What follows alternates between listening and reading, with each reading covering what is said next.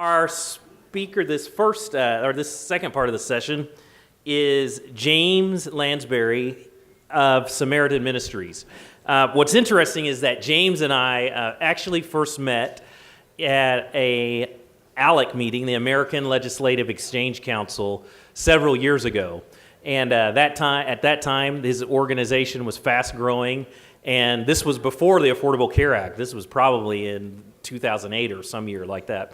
And since that time, they have really been trying to help people provide a way to provide coverage and share healthcare costs without having to be tied up in Affordable Care Act exchanges and other insurance plans that end up often having a negative impact on families.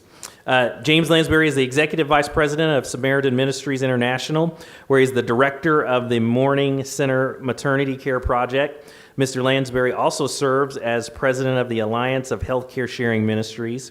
He has been on the staff with Samaritan since 1999 and is an expert on healthcare economics, general bioethics issues, and healthcare public policy. Please join me in welcoming James Lansberry.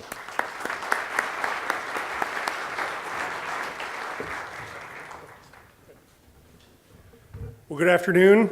I'm going to make sure this works here, and I don't know how it works. I hate PowerPoint. If you hate PowerPoint, you're my new best friend.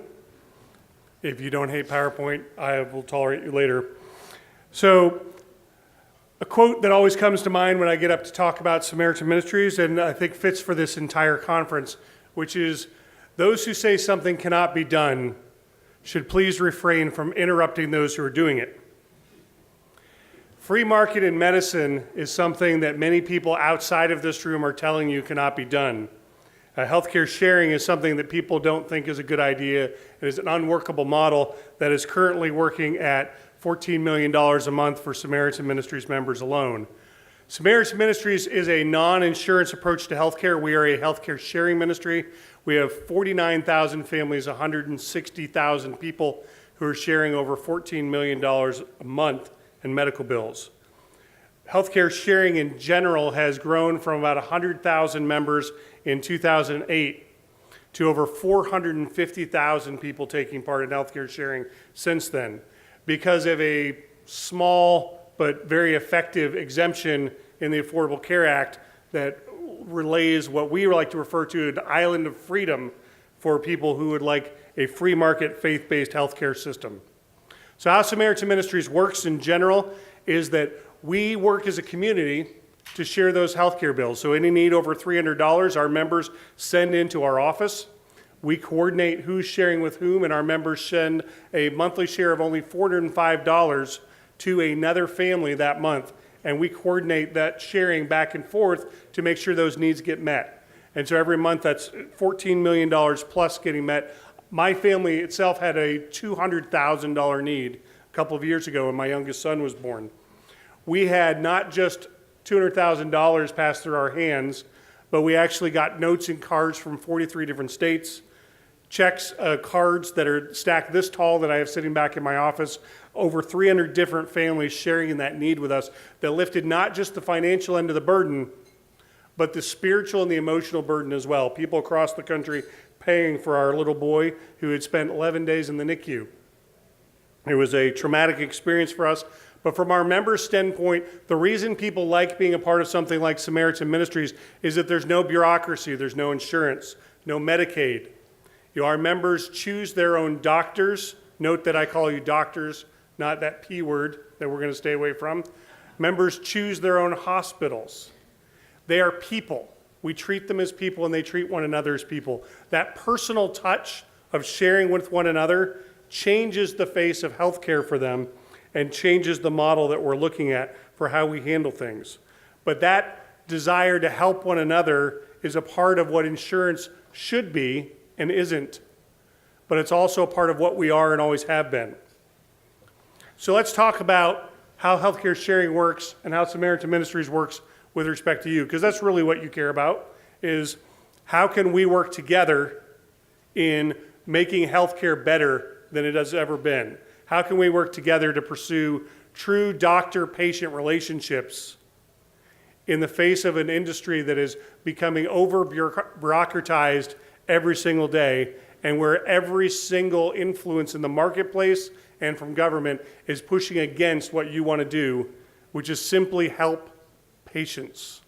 Simply provide a valuable, and in many cases invaluable, priceless service to people who need it. And that's what our members want. Our 400,000 plus patients want to go to a doctor who works for them. Not for the government, not for an insurance company, but who works directly with them to make care decisions so that they can have better healthcare outcomes and so they can know the person across the table from them. Healthcare is supposed to be something personal, and we've made it into something else. We've tried to change it back now. And we have a gift in the form of PPACA because patients have to talk to doctors again. Because of narrow networks and high deductibles, patients are having to engage with costs. The healthcare system that we're faced with is going to have to change. Now, preventative care is going to be a huge mess. We all know that. Outside of your model, outside of what you're doing. And so our members are going to be looking for doctors who look at preventative care as not as this opportunity to raise the price up as high as possible so the insurance companies can get their MLR as high as possible so that all the system can work and everyone can continue to do what they've been doing, which is feather bedding and making money hand over fist without considering the most important piece of the healthcare picture, the patient. What you do every day, what you want to do every single day, and what you continue to do every single day is to be concerned about that patient first and only, because you understand that without the patient, your model doesn't exist. And our members understand that without the care that you give, that their life will change drastically for the worse. So what can we do? What can you do? Well, there's tools that you're going to hear here this week, and I'm already excited about some of the different vendors that I've met here, but websites with prices. That's a great thing for our members. I talked to a member who's a friend that I graduated with in high school just a few days ago who's looking for someplace to get a mammogram. And she's concerned because we don't share preventative care. We don't share that routine maintenance care because we think an engaged patient helps keep costs down. An engaged patient makes better decisions. She's concerned that it's going to cost her $1,000 to find a mammogram. She's never, ever in her life had to call a doctor on the phone or check a website to find out what something costs. This is a broken system because patients that don't know what something costs don't make good decisions. We all know this. I mean, imagine if you went in the grocery store and there were no prices on anything. If you bought a computer and you had no idea what it cost, what would it cost to buy that service? Our members care what it costs. They're going to deal with vendors like those that are here looking to get connected with doctors who will tell them what it's going to cost to get a colonoscopy. Not what the insurance company would pay, not what Medicaid would pay, not whether or not you can get a colonoscopy this week or next week, but an actual doctor, an actual physician, an actual treatment center who cares enough to tell them what it costs, because they're not looking to make things into a smokescreen so they can maximize income by dishonesty. They want to maximize income by treating patients as people. And so I personally and my members applaud you for what you do, for what you continue to do. How can you help us? One way is by posting those prices, as I mentioned, online, in your desk, wherever you can make that work. Another is by helping us to have presentations in your community where our members can meet you, among other doctors, where they can engage, where they can see what we've lost in healthcare, which is what the doctor-patient relationship can be again. I am younger than many of the people in this room, but I still remember in my small town knowing who my family doctor was. That if I bumped into him at the grocery store, he would remember my name and my siblings' names because he not only took care of us, but he delivered most of us in the hospital. because we had a relationship with each other. He was a friend of our family. He cared about us. He was not trying to work for an HMO. He was our doctor, much the same as any other professional that you deal with day in and day out. And we've hidden that in medical care. And I want our members to see what you do, which is to treat people as people. Because healthcare isn't just about a commodity. It is that. It is certainly that. And you need to be paid for the services, the very valuable services that you provide. But you're also providing something that is real, that is intangible, that can't be put a price on because you relate to people as it is. We need you to talk to us. We need you to talk to Healthcare Sharing Ministries and say, we're looking for patients. If you're looking for patients, if you're full up, that's great too. We like to hear about that. We had a doctor come meet with our staff just last week who's a direct primary care doctor, lives about 30 minutes from our office, and said, hey, I'm looking for patients. Can I come and speak to your staff for 5 minutes? And she came. She left the building with 3 new patients. She has a brand new practice, direct care. She's using a subscription-based medical care, which I personally applaud for primary care. But talk to us about how we can help, how we can refer patients to you. And if you have our members that are already your patients, spend 30 seconds at the end of the visit asking them how they can refer other people to you.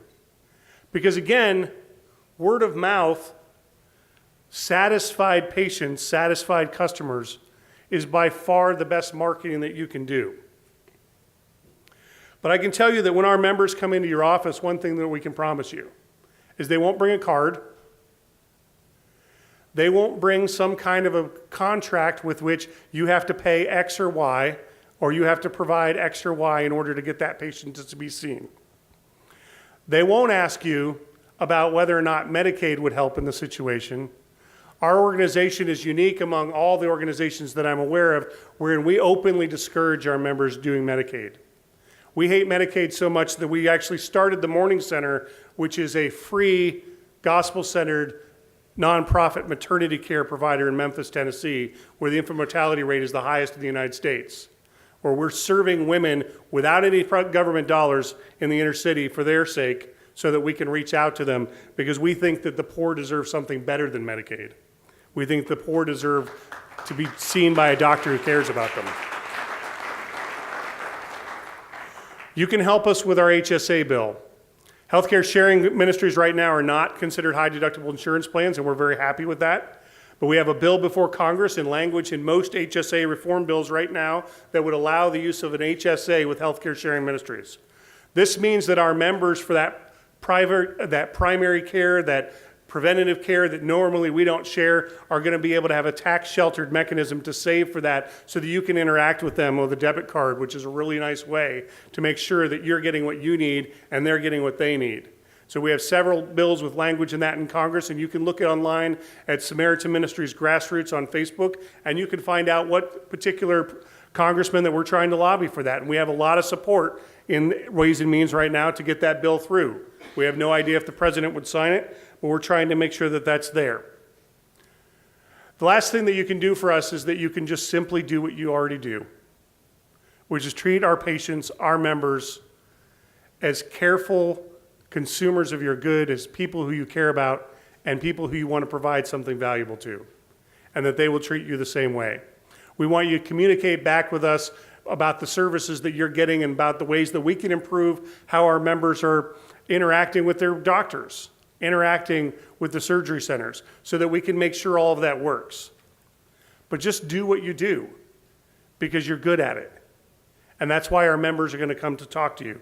That's why we're going to try to make sure that they can be connected with you, because we want them to have the quality care that you can provide, because you work for them and not for an insurance company. That's what we want for our members, and that's what you want in your patients. And we want to work together with you to make that happen and transform healthcare in our country to make it what it used to be, where doctors and patients together provide a beautiful picture of what medicine can be, the art and science that you do every day. So that's it. That's all I'm asking. I have a little bit of time left for questions. I hope that some of you will want to ask some, because I like to leave that time, because you never know what people are going to think or be curious about.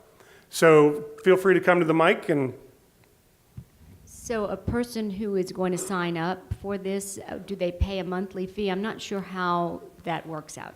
sure, a member who wants to join Samaritan Ministries, and I'm sure the other healthcare sharing ministries work similarly, you can do one of two things. You can get an paper application from us, or you can go to our website.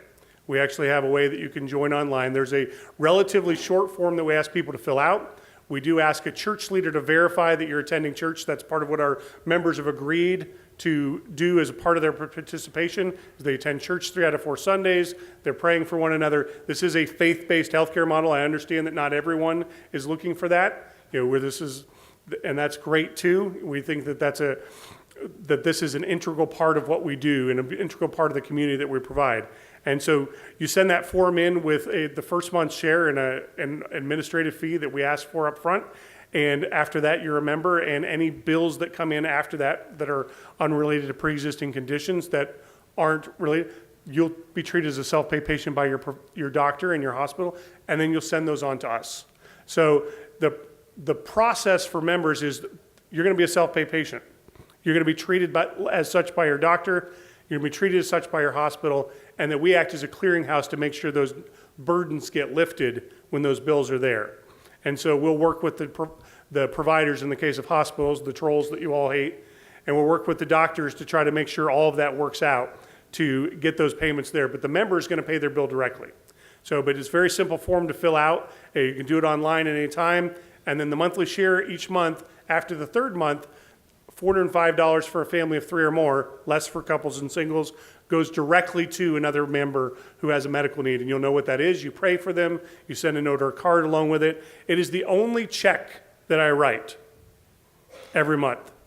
I do everything else in the world through online banking, but this one goes with a card. And so we still know where our checkbook is. Some of you still may. Most of the people my age and younger have long since gone to online banking, but this is the only check, and I write it very joyfully.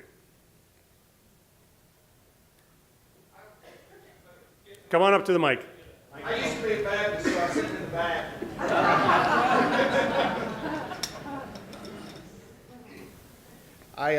I noticed you chose your words very carefully during your presentation. Very nice presentation. You were using words like member share instead of insurance. So maybe a two-part question here. I'd love to hear you expand on that. And you were expanding in bits and pieces, sure. But I'm interested in how you make sure you are members paying for each other instead of an insurance company. That's pretty cool, by the way, but I'd like for you to tell a little more about that. And I forgot the second part of my question, so let's focus on that. Thanks. Sure. The way we make sure of that is that the members are actually sharing directly with one another. So that doesn't confuse the issue. The members pay their bills directly. We don't get involved between the member and the provider. And the way that we hold members accountable is that each member who has a medical need, I mentioned my $200,000 medical need, will go online to our member web app and check off the names as they come in. So if I'm supposed to get a check from John Smith in Oklahoma, John Smith's check comes in, I go out to the member web app, I check that one off. If at the end of the month there's 3 or 4 people that haven't sent, Samaritan sends a reminder out to those members and say, hey, that check didn't come. Now the post office does a generally good job, believe it or not, but even at 99.9% accuracy, they lose quite a bit of mail. Our members' checks, because they're handwritten, tend to be among a little disproportionately in the mail that gets lost. So we do have a number of those things where members' check just gets lost in the mail, and we ask the member to send another check. So we hold them accountable through that process, and the member doesn't have to get involved in the messy part of that. We want them to just be involved in the happy part of it where they're receiving the notes and cards. So through that, within about a 60 to 90-day process, the member has 100% of the money that's going on. With the troll providers, in the meantime, we're trying to negotiate a fair price We're trying to make sure that we're not paying a well above market price. You've already heard stories about the kind of discounts that people get. I'm sure you as doctors have seen what your list price is versus what insurance companies are willing to pay. We're trying to get something a little closer to fair market. With free market doctors, we're trying to make sure that doesn't happen. So because we know you're already offering your last best priced in the front of it, and try to make sure that works. But so the way that it does is through that system of accountability, the members are paying their bills. If the member doesn't pay their bills, they're still personally responsible for that. We have not one case that we can document of a member declaring bankruptcy and walking away from a healthcare need. $14 million a month in medical bills are being paid. Our largest need to date is about $3.5 million. We got that negotiated down to about $600,000. But our members are paying their bills, they're taking care of their doctors, they're taking care of their hospitals, and by and large, everyone is happy with us. Yes, sir. I am a member of Samaritan, and I want to thank you for what you do. It's truly a blessing to me and my family. If anybody here is interested, I'd be happy to share my experience as a member, because I know you can address it from the administrative side, but as an individual, I'd be happy to share my experience. The one thing that I think you do have to figure out a way to deal with as an organization is that as this transparent pricing takes off and you have doctors and centers that are providing appropriate pricing, not artificially inflated pricing that then gets discounted, is that doesn't get lost in the fray, and the members and the organization are fighting for a discount because you're used to fighting for a discount. That's the only logistical issue, because I've taken care of a number of Samaritan members, and that's always a little bit of an administrative hassle. And basically, I have to kind of fabricate a number and then say, I'm going to give you this kind of discount to get down to the number that I intended to charge in the first place. Right. Yeah, that is, I appreciate that, doctor. And by the way, I'm going to flip through some slides. We do have quite a few direct primary care doctors and free market doctors who are members of Samaritan already. But that is part of the difficulty is, it's very difficult to build any system that does not have some kind of a perverse incentive in it. And as you work with any kind of a community, you try to make sure that that works. And one of the ways that we're going to try to address that going forward is to have kind of a reverse preferred provider list, so that our members understand that this group of providers are already giving a fair market price. We're not interested in you trying to haggle down. Doctors that make most of their money off insurance companies tend to save money in their processing for us, and we're trying to make that balance. And so I appreciate the criticism, doctor. It is ably noted, and it is something that is a known issue that we want to continue to work with gentlemen such as yourself to try to work out a way that we can make sure our members are behaving properly in that situation where there's already a fair price sitting there on the table. Yes, sir. I'm new. My name's Herb Raymond Schneider. I'm from Columbus, Ohio. Just want to tell you a very tiny story. There's a gentleman by the name of Ram Gawande who moved into Athens, Ohio as a urologist, had a very big primary care practice, did all the things that you're talking about your family doctor doing. He has a son, Ram since his past, whose name is Atul Gawande, and he's a writer, and he writes for the New Yorker, and he influences a lot of popular press, and he was a big part of the ACA. I knew Atul when he was a kid this high, and I saw all this evolve. And the story you're telling is taking me back to the days when I started my practice and really enjoyed it. But here's my point. You've got to have a strong political action involved in this process, because the young docs are really disconnected from the things we're talking about. And if we're going to transmit this information, we have to have more than just doctor and patient lining up. That's a great point. Thank you very much. James, thank you. Great presentation. We appreciate your being here. Describe logistically what, on your end, what does processing a payment to a facility that has not provided a price up front look like versus one that has? And the reason I'm asking is there are people in here that I think are on the cusp or on the verge of delving or jumping in with both feet. And I want them, I think, to understand from your answer, and I think I know what it's going to be, the comparative and competitive advantage they'll have by actually showing the pricing. Sure, and some of that is going to be difficult for us with our current model. And so Keith is asking about organizations, doctors, hospitals that provide a price up front versus those who don't.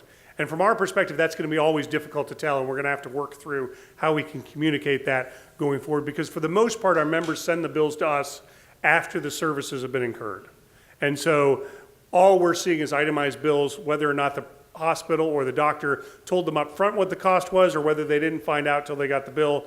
We're not going to have always any insight into that. And so one of the reasons we come to things like this is to get a list of names, to encourage doctors to make sure that we open those lines of communication. Now, when we're dealing with a hospital who we know is overbilling us, what we do is try to, after we get the bill, go back to that hospital and say, we know that you're not charging this price to most of the people that come through. You know, we're aware that Medicaid is paying you probably 12 cents on the dollar for this, Medicare 20 cents on the dollar, and you're probably paying less than 30 cents on the dollar from an insurance company. Why are you billing our member more than you are to anyone else?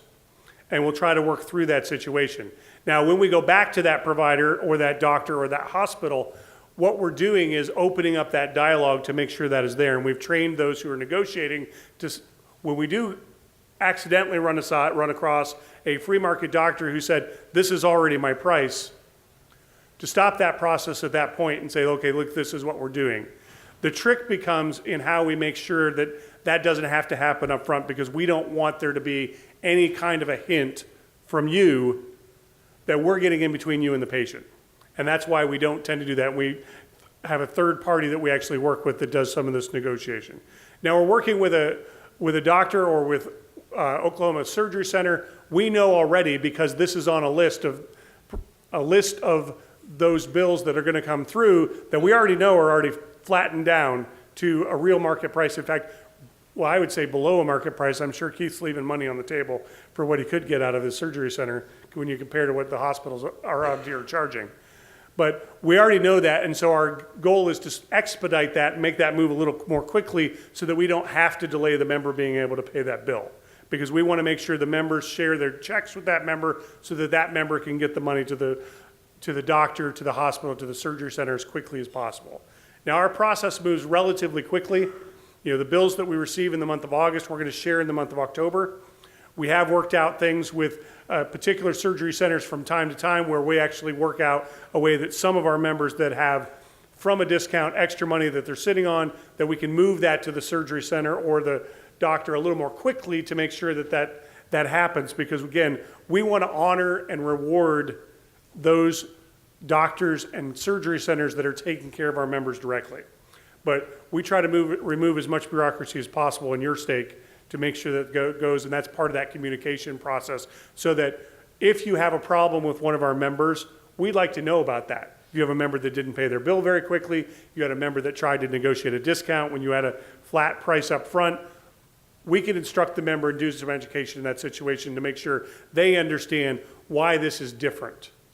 Because from the member's standpoint, they're not here in the room with us. They're not listening to the excellent lectures that we're going to hear today. They don't see the economics of the healthcare picture as clearly as you and I do. And so we want to make sure we have that chance to instruct them so that that relationship can improve going forward. I think that covers your question. I appreciate the opportunity to be here with you today. It's been a pleasure. I'm going to be here the rest of the weekend as well to learn from those who are going to be up here. It's an exciting thing to see people who want to transform healthcare in a positive way. And so from our standpoint, we're your biggest fans. Keep doing what you're doing. Thank you.